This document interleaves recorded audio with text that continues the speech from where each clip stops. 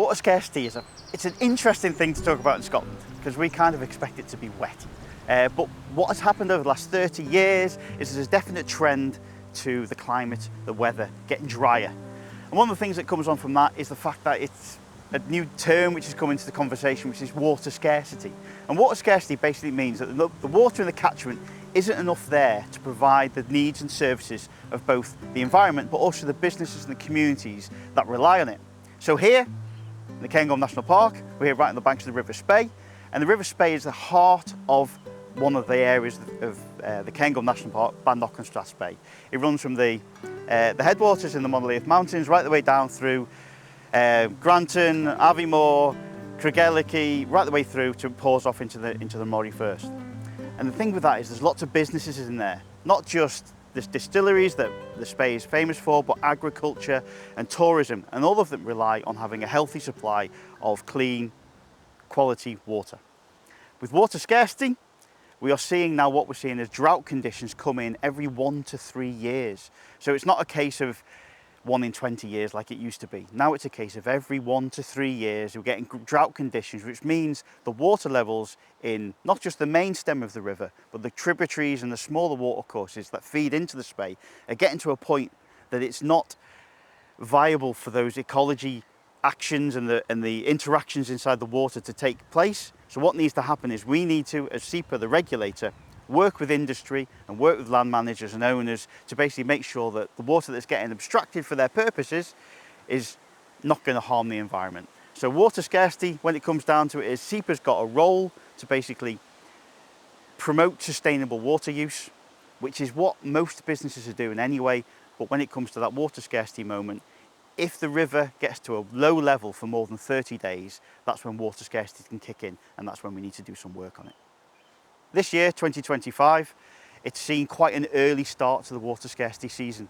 So normally we expect dry conditions to come in towards the late end of the year, so June, July, August. But this year it started off from Easter, so end of April through to May. And we've had 8 weeks of literally no rainfall, especially in the Cairngorms here. But on top of that, we've had 11, now 12 months of below average rainfall across the whole of Scotland, which is difficult to believe. Again, you know, we often refer to the west coast of Scotland being seen as almost like a rainforest conditions with the amount of rainfall that's down there. But on the east coast, it is very dry soils as well. And all these kind of things add into that water scarcity problem. So when the water levels reach a certain level, we refer to this as a Q95 level. Basically, that is the level of the watercourse, which means that it's been at drought conditions for 30 days. And that 30 days is a trigger when it comes to what SEPA need to do to speak to other abstraction users. So abstractors, on the whole, when they're using more than 50 cubic metres of water a day, will have a licence through SEPA. And SEPA regulates that licence by discussing with the extraction licence holders, having a conversation with them before it gets to that, you need to stop using water, or you need to throttle back on production.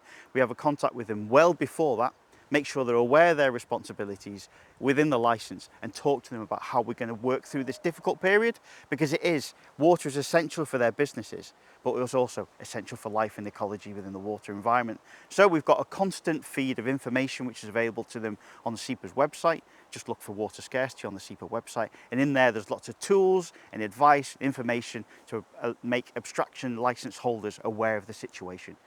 Each week on a Thursday, between May and October, there is a water scarcity report which is produced, which is really useful. It gives catchment by catchment information on what the level of water scarcity is at that catchment. At the moment, quite a lot of Scotland is in an area called moderate water scarcity. We're not as significant yet, but if these weather conditions do continue throughout 2025, it could be the case that could be significant water scarcity later on in the year. And that's when we need to work with the abstraction licence holders to basically throttle back on production, make sure they're not taking more than the environment can hold. So it's a challenging situation between business, ecology, and social issues as well. Over the last few weeks, we've seen really low levels of water in the Spey. So low levels, it's a natural thing. The river goes up and down, but it does mean there has real impacts on the wildlife that live in the river. And a lot of these species are under threat and under impact already.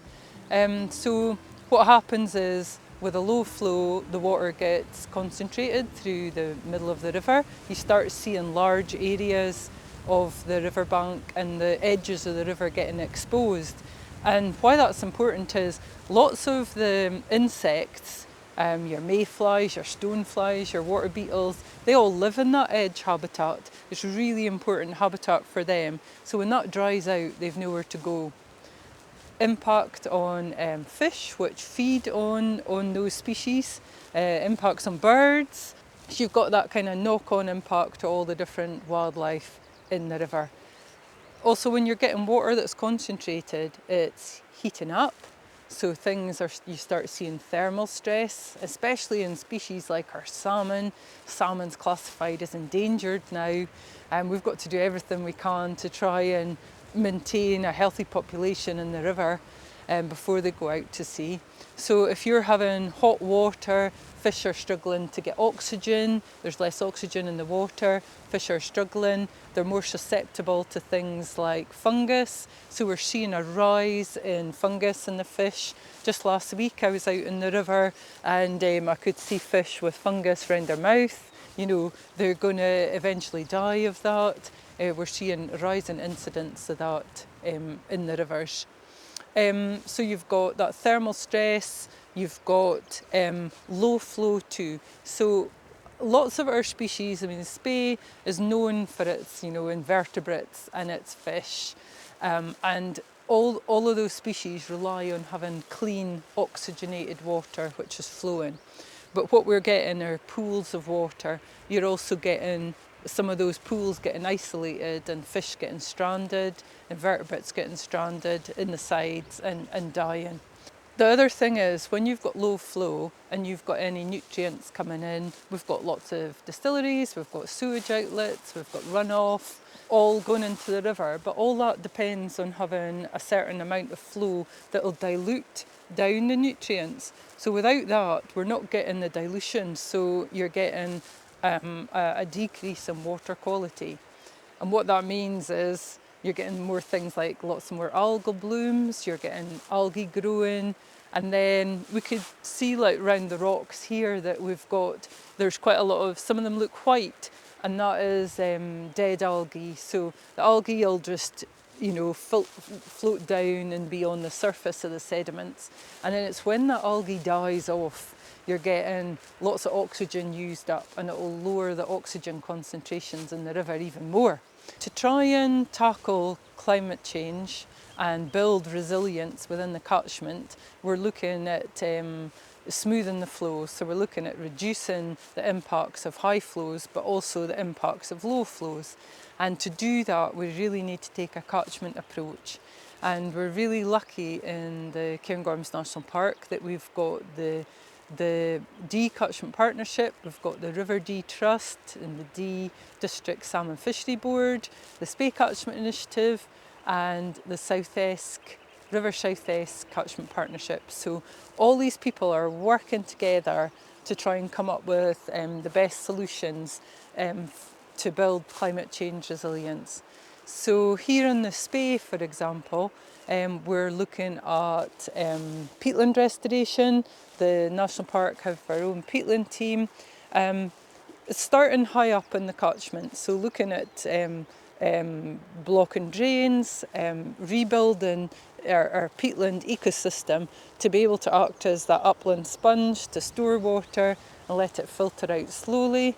We're looking to return woodland, so especially riparian woodland. Many of our upland burns are really susceptible to high temperatures and low flows because there's nothing to shade them out. So here, this is a great example of having that nice riparian woodland edge. So you've got all these trees which will shade the river, help to cool it down, but importantly provide like a source of food as well. So all the leaves that are dropping in, all the wee beasties that are dropping in off the trees are helping feed the fish and feed all the other invertebrates living in the river, feeding the birds and providing that kind of corridor which things can move along. So you've got the river corridor, but you've also got that riparian corridor, which will help insects adapt to climate change as well.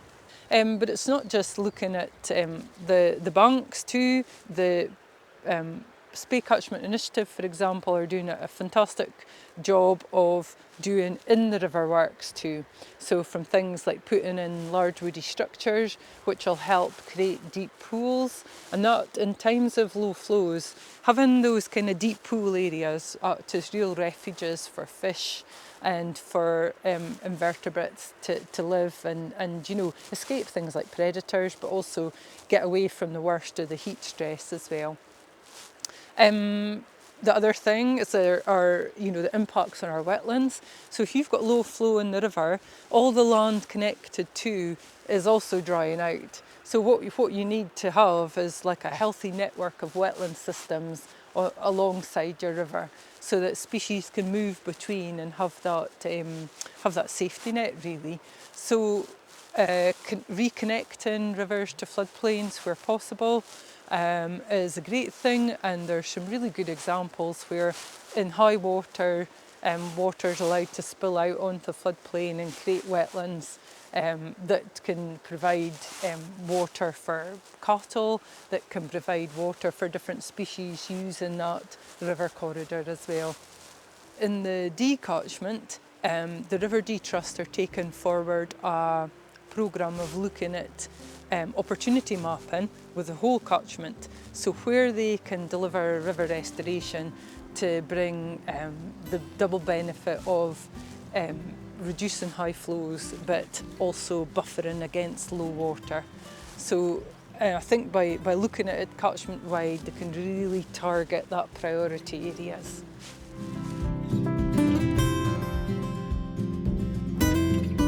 Farmers in this area are working to retain water back in the headland. So in our case, we have a bit of hill ground, so doing a bit of ditch blocking and wetland formation further down in the bottoms of the barns, and just methods like that to hold the water back, just to keep everything wet out on the hill. And also we've been doing a bit of tree planting, and again that's just stabilising the soil and holding water back. Up here in the Cairngorms, we have quite a lot of, we're surrounded by a lot of hill ground with a lot of peatland, and the peatland people have been blocking ditches and moving stuff around to hold the water up in the headlands to save it running off so quickly, because we don't get that snowpack that we used to have that used to replenish the water supplies right through the springtime. And now if you get a huge rainstorm or whatever, the water's running off and it's not getting held back. So what they're trying to do is hold that water back to maintain the water supply for longer. After this dry spring, we've seen quite a lot of effects of the drought, and we're using different methods to try and conserve water in our soils, and as well as holding it back on the farm. So a few methods we've been using have been minimal tillage cultivation, so you're not turning that soil over, you're not releasing carbon, you're not letting the soil dry out, you're basically just using a direct drill to put that seeds back in and rolling it again, and that you're keeping everything you've got in the soil. Also, other ways of using it or tapping into that moisture is using deep-rooted plants like legumes and that, which again, they can not only can they extract the water from deeper down, the roots are going down into the soil, breaking it apart and producing a more porous soil which absorbs more when the rain does come. These extreme dry conditions don't seem to be going away, and I think we're going to be experiencing more of them in the future. So as land managers, we need to use these methods that we mentioned previously, like holding water back, in order to retain that water to see us through the dry spells. This spring, especially for us, has been really hard. The crops really suffered early on, and they've had a bit of rain now and they're looking better, but they're now heading, so the quality in the grass is going down, and it's not good for us. We need to produce quality feed to get the weight gains from our cattle. So we're forced to cutting at the wrong time, really. If we had got the growth earlier with the rain, it would have been better for us. So now we're looking at reduced yields and possibly buying in feed for the winter time, which is going to put added costs onto land managers and farmers. So these are the kind of things they need to build resilience into their system. They need to, plan for maybe being short of feed or plan for running out of grazing and using other methods. Like I said, ourselves, we're actually grazing ground up in the hill that we never used to graze, but using virtual fencing collars. And that's allowing us access to some extra grazing, but it's also we're using it as a habitat management tool. And we're keeping them away from the ditches that are being blocked, that are wetland areas now, and we're grazing the grass and making use of it round about. As far as getting water to stock, which can be a problem in dry years, you don't want them going down into riverways or barns and polluting them. So Cairngorms National Park Authority have got some solar powered water troughs, then we can rent them out to people to try to see how they get on with them, and then if they are a success then they can buy their own. But that's a great way of keeping animals away from the water courses but also giving them a good water supply.